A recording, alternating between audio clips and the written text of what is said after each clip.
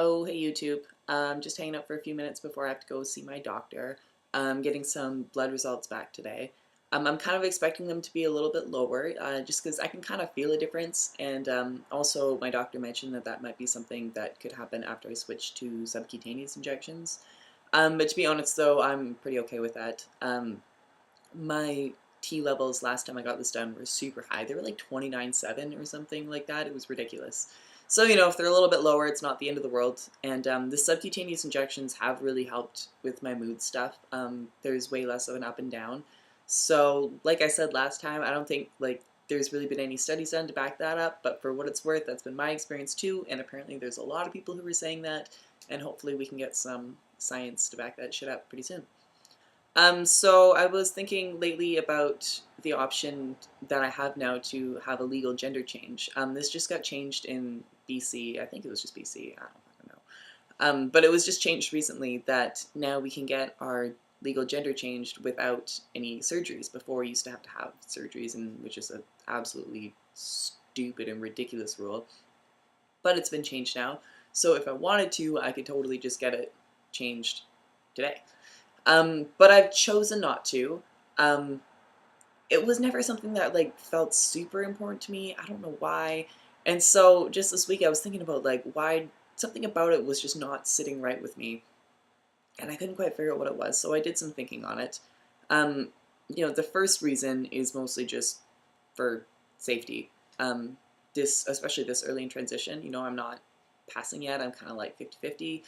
And so I still use the ladies' washroom most of the time. Um, and that's just because I have the ID to back it up, pretty much. So if security is called or whatever, um, yeah, I still have ID that says I'm a woman, and there's not much that they can do about it. And I think it's just safer to use the ladies' room. I mean, the worst thing that's happened to me there so far is just having security called. Whereas the men's room, I don't know, I think things could get elevated a little bit faster, and especially, not having the ID to back it up. Women are just going to call security. I don't know about the men's room. Yeah, so until I'm passing more, I'm going to keep doing that. Another fear that I had about getting my legal gender changed is that there's not a whole lot of infrastructure in place for what's going to happen then. So I was worried about being able to see a gynecologist, especially, and having all that sort of fun reproductive stuff taken care of, which is still an issue for trans guys, of course. We still got the parts, still got to take care of them, and I do try to do that. It's not super fun, but you do what you got to do.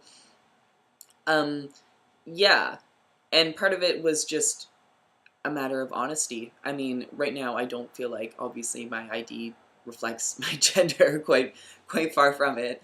But I also think that if I were to just up and change it to male, that wouldn't quite capture it either, because of course, most trans people feel like there's some sticky in-between area. Not all of us do, but a lot of us do. I certainly do. And I haven't quite worked out what exactly that means to me. One day I'll give you a big long spiel about what my gender actually is, but maybe one day I'll figure it the fuck out. Suffice to say that just going with straight up male didn't feel right either, and it's not such a big deal to me to have it on there as it is wrong right now, because I'm not the one who did it. If I were to go and get it changed, it would feel like, it was a decision I made, and that was not super truthful. The last reason, which I think is the most important one, is just that I don't think that being able to switch from one binary to another is necessarily the best thing to do. Yeah, I think that there needs to be better options than being able to pick one or the other.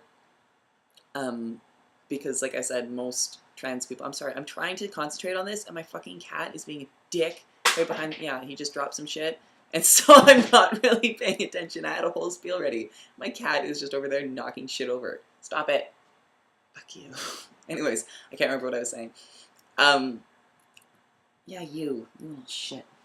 Anyways, yeah, so I don't think it's necessarily the best to just be able to switch between one and two shitty options. Most people feel like they live somewhere around the area where gender breaks down, so I'm actually going to be involved in a human rights case here in Vancouver.